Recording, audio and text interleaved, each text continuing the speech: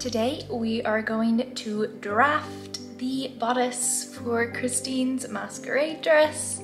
It's 11 and we're gonna see what we can get done today.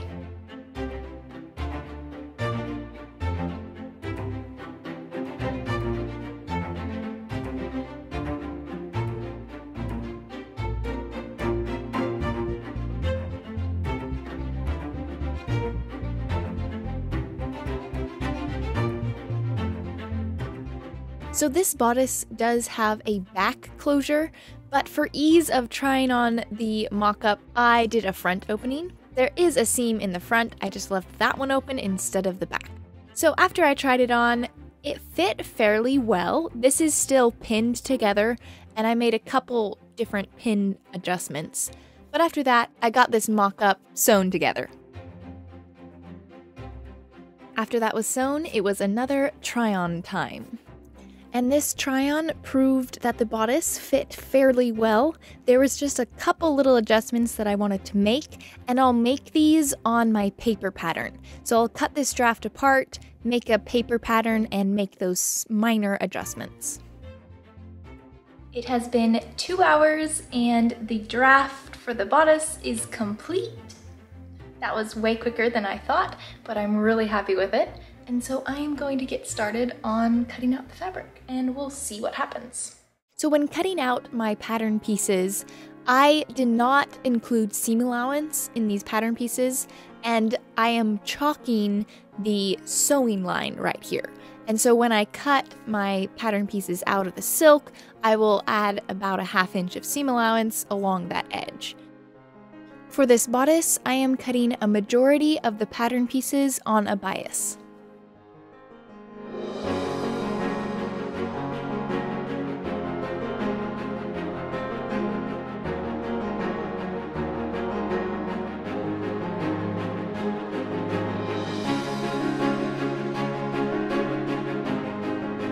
After getting the silk taffeta cut out, I went ahead and cut out my interlining. I am just using a basic cotton for this, and this is going to be an interlining, so it'll be sewn with the fabric. So it's not a separate lining in the bodice, it's sewn right together with the silk. Before getting the bodice sewn together, I am making up some piping that I will include in the back seams of the bodice. I'm using a bias cut strip of fabric, and I'm sewing a piece of cotton cording in the piping. Once I have that piping made, I am first attaching it to one side of the pattern piece. This will give me a guideline for when I sew the two pattern pieces together with that piping sandwiched in between. And so here you can see that sewing line, and I'll have that on the top as I sew, and I will be able to sew right along that line, and the result is an even amount of piping showing through the entire seam.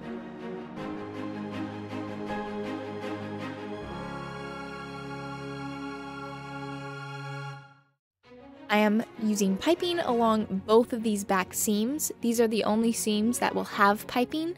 With that, we can go on to assembling the rest of the bodice seams.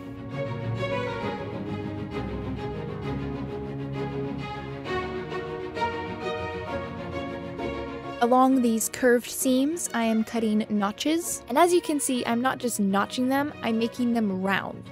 And this is something I noticed when looking at extant garments, is these rounded notches. They're not just the V notch, which I think is really unique, and so I decided to do that with this bodice.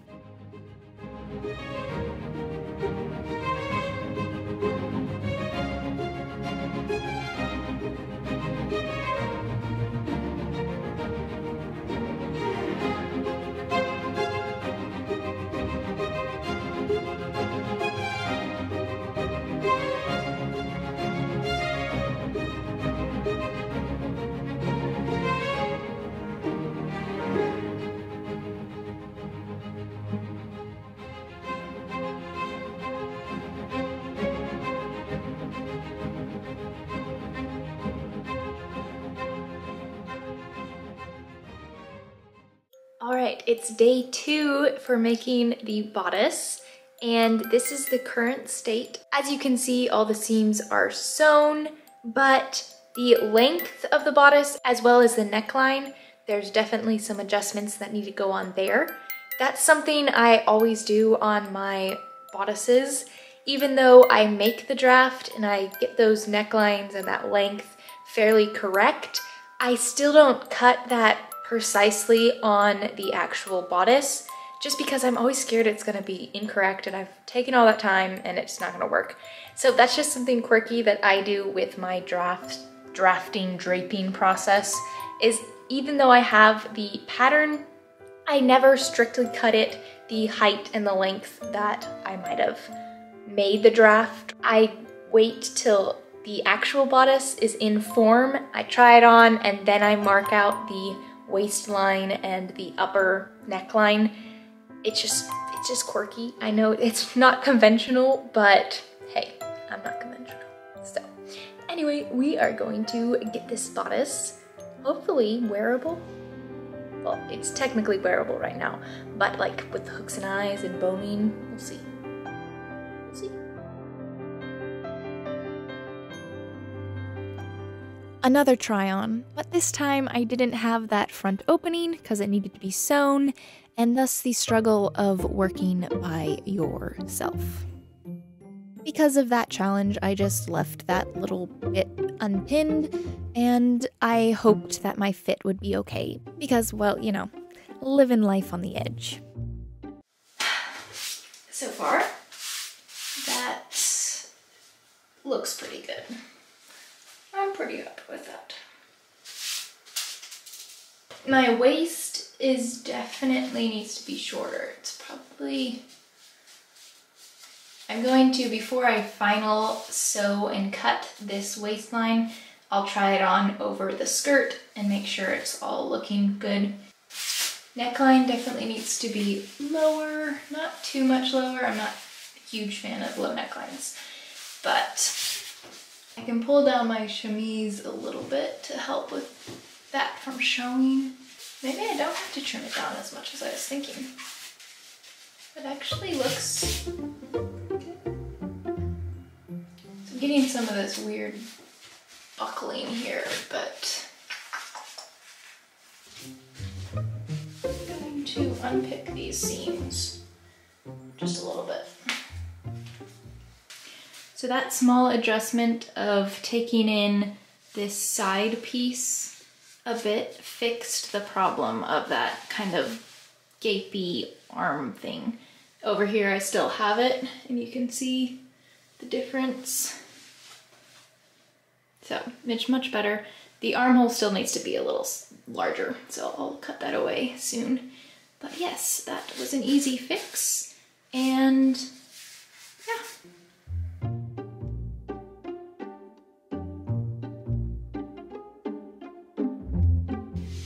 Of course, there's going to be lace along this whole top, so some of the things, like how it dips a little bit there, I could put padding to help fill it out, just so it doesn't gap where my corset ends. But I'll probably just play around with that and see what happens. But okay. After trying the bodice on, I got a rough idea of what my neckline and armholes needed to be, and so I started cutting that away. I usually first trim 1/2 of the bodice edge, and then I fold the bodice in half and cut the second edge, just so everything is the same on both sides of the bodice.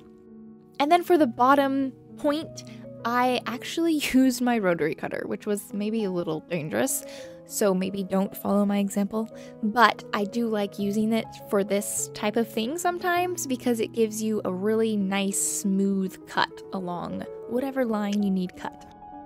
And now finishing these raw edges with a zigzag stitch.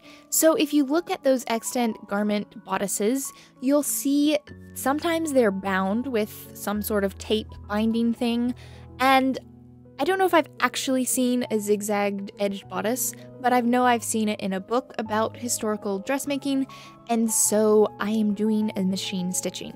I could have hand sewed this zigzag stitch. I tried a little bit, and realized it would take me hours and decided machine stitches would be just as fine. And now it's time to attach the boning channels. So I am putting boning along each seam of the bodice. As you can see, I'm not going along the entire seam, it's just a certain amount just to mainly get the lower half of the bodice very structured.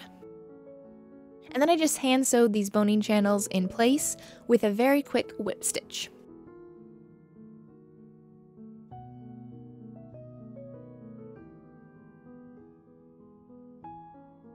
For this bodice, I decided to use spiral steel boning.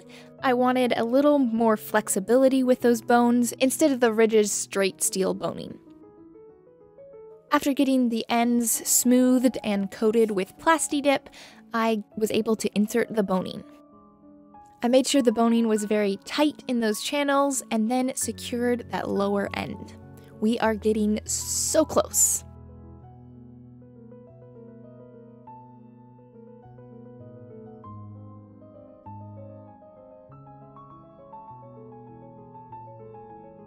For the center back closure, on one edge I have this placket here that is a double-sided piece of silk, and I've sewn it to the back seam. And then here you notice that it stops there because both ends of the bodice will be turned under, and the placket doesn't need to be, so that's why that's shorter. And then the other side, we have just a single piece of silk taffeta that we're fold over, and it's the facing of this side. Now I will be putting boning along both of these back edges, so I have a very nice, tight, and straight back closure. After securing those bonings in place, I'm now going to use a fell stitch to secure this facing in place. And then on the other edge, I have a raw edge here that I'm just going to catch stitch, and this will keep the raw edges contained as well as keep the seam allowances down. So with the bodice structure all complete, I can now go on and finish the edges of the bodice. So the top edge of the bodice and the lower waistline. So I am using piping along these edges because of a couple pictures you see of the original dress that indicate that this was used, but I'm also using this piping as a facing, and so this is the reason for that long bit of seam allowance. This will turn under and become a facing for the bottom edge. So I'm lining up the short edge of the piping seam allowance with the bodice edge. And when you get to a point like this that the piping needs to go around, you don't want to put a cut in the piping, and so in the seam allowance of the piping, I'm snipping the fabric, including both layers of these seam allowances. And then you can just flip the piping around and work that cording piping edge into the point. And then you can go on your merry way. For sewing my piping, I am using a pin tuck or piping foot. This is an old style Bernina foot. I really like mine because that piping edge fits snugly in one of the grooves. And when you get to the point, you stop at the point, put the needle down, and then move your project around so you can begin again on the next side of the point.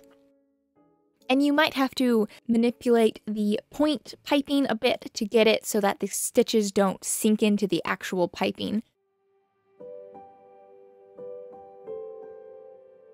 With that sewn in place, it's now time to turn up this facing edge of the piping. Along these very deep curves, you'll want to snip the fabric so that it can turn up into the bodice.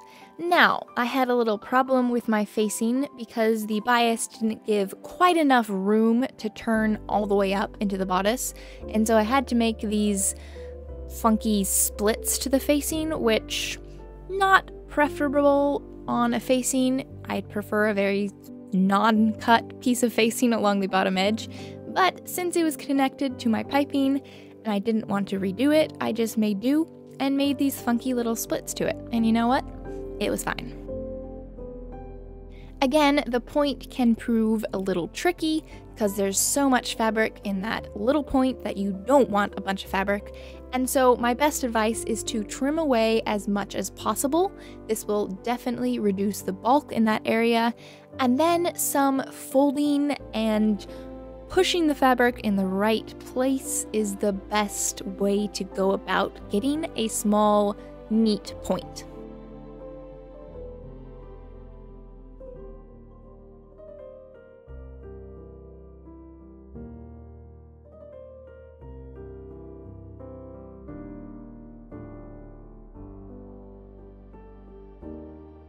Once I got that facing of the bottom edge pinned in place, I'm now moving on to the top edge of the bodice. And this is the same process that I did on the bottom edge.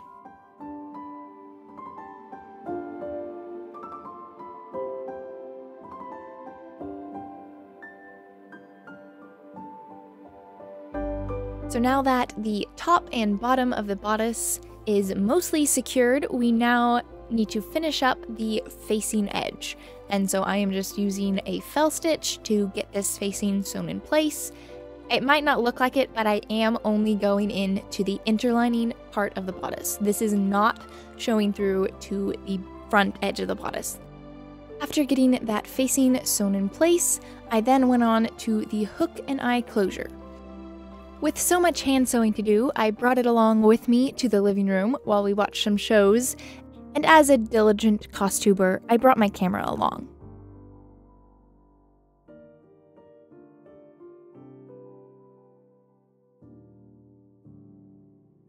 So it's day 3 of making the bodice, and it will be a short day because it is mostly finished. I got a lot of hand sewing done last night, and I got that piping facing thing sewn in place, and then I started on the hooks and eye closure. I have a few more thread bars for that aspect of it to do, and then that'll be all finished. The only thing left after that is to finish the armholes. Now there's something interesting about the armholes that you'll see in this picture here. There seems to be an added piece of fabric that's kind of like an undersection of a sleeve, and then if you look at the top section of the sleeve, it could be a little cap sleeve to help lengthen that shoulder area out a little bit. I'm not really sure because it's all covered up with the lace, but I don't know if I'm gonna do that yet or not. I'm gonna try it on and see what it looks like and feels like. So we're gonna do that. And after I get those couple things finished, I'm going to film the finished look of all this sewing that's been happening the last 3 days. I was not expecting to get it done so quickly, but I'm really happy that that's happening, so.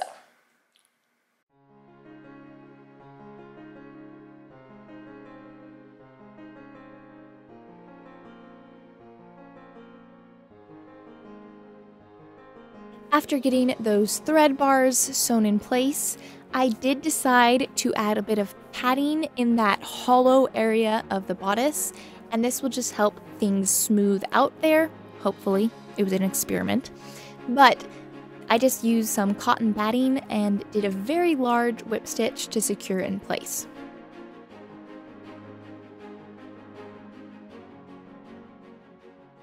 So I decided to look at some pictures again real quick of the bodice and realized that I am going to add something to the armhole. I've decided that, and it's going to be really basic. So if you look at these pictures here, especially this one of the back, if you zoom up to the armhole, there's definitely a strip along that back area, and of course we saw that underarm area that also had that strip.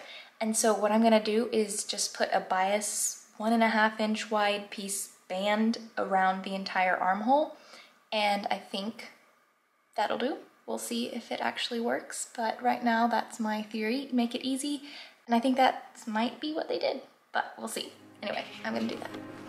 So as I mentioned, I'm just using a bias cut fabric for these armholes. I cut a large strip and then folded it in half, or mostly. I again did the wonky thing of adding a little extra on one side, and this would be the fabric that helps secure those raw edges. That'll make sense in just a minute as you continue watching. So I first got this armhole piece pinned in place, getting around all those nice curves of the armhole. So a lot of pinning is the trick.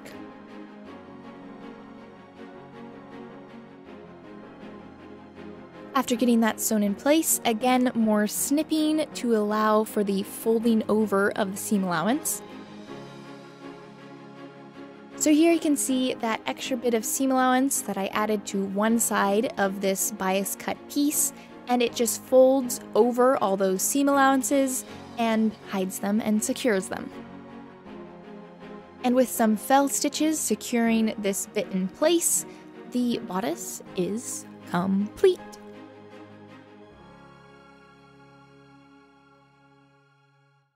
Let's interrupt this video for a little box opening. Let's see what's in it. Oh, more cardboard. Dun, dun, dun. Look at that. So these are notepads that I got custom printed that you can buy. But look at that.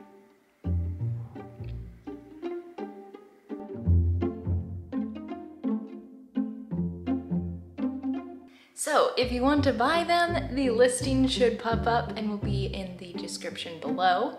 And you know, you can have a pretty notepad for wherever you want it to be. On your sewing room desk, on your desk, your grocery list, your shopping list, anything. So if you want pretty notepads, you know where to find them.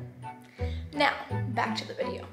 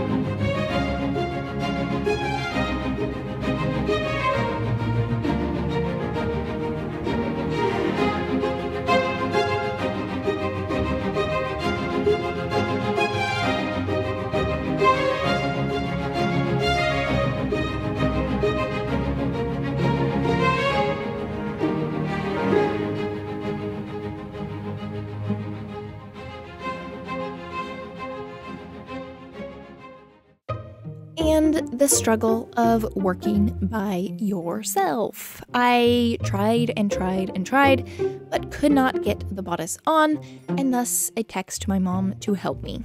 My oldest sister was also over, so she joined in. And after that, they stayed around a little bit looking at the dress, and I had no idea I was recording this entire thing. So, for a little fun and random, here's that time lapse of them looking at the dress. And then also my little nieces were over swimming in the pool. By the way, we were being safe. And my mom took this picture, which I kind of really like.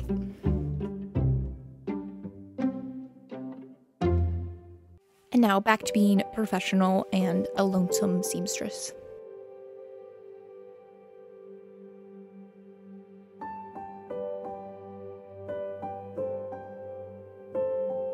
And for your information, you can order the pattern for this bodice. I have turned it into a PDF pattern, and you can order that at the link that pops up and also down in the description.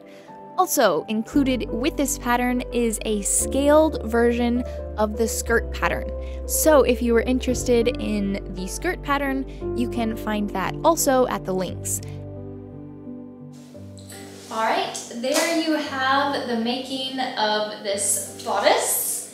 It is pretty good. I think it turned out good. So there are some wrinkles like here and right here. There's that because the bias cut and the boning ends right there. And then back here, up here, there's some stretch because also that piece is cut on a bias. But I wasn't going to focus too much on those areas because it is going to be covered up with lace. So fit-wise, it fits very well. It just has some of those wrinkles because of the bias, and I think that's okay because it's just going to be covered up with lace, and I'm cool with that. So overall, the lower half I'm very happy with. It's very smooth and very nice. So I'm very happy with how it turned out. And then I also want to mention that you do see my chemise and the corset cover edge occasionally, and also in the shoulder area, but the sleeves are this sheer gauzy stuff that I'll be putting on later. That's kind of embellishment. I'm treating it as that, but that'll cover up that aspect of it. But then the neckline, I think I can pull my chemise down a little bit more after I put my corset on, and that should keep it lower. But if not, I think it'll be okay because the lace does slightly go above the edge occasionally, so whatever. And then another thing is, I was expecting to have to put clasps along this edge and my waistband to keep the bodice to the skirt, and so you don't have this gaping of the waistband that you would see. But with how tight my bodice is against the waistband, I don't think there's a need for it. It's not showing at all, and I've moved and all that, and it was fine. So I don't have to add those clasps that I was thinking I might need to add, and that would also add bulk to the waistline, so I'm pretty happy that I don't have to do that. It's like the sewing part of this dress is done. The only thing that needs to be done now is to attach the lace and the embellishments and the flowers and all the pretty stuff that it's on this dress. So anyway, I'm pretty happy that we're finally, well, it's actually a little sad that we're coming to a close of this series because it's been so wonderful having you guys along for this journey and just putting out these videos for you guys. It's just been really fun. And so I'm a little sad that that part is coming to a close, but before I know it, we'll be on to another adventure. So thank you guys for watching and being part of this journey, and we will continue next week with the embellishments, so don't miss that part. And also, if you were wondering what this swooshy noise is, that's the skirt against the floor.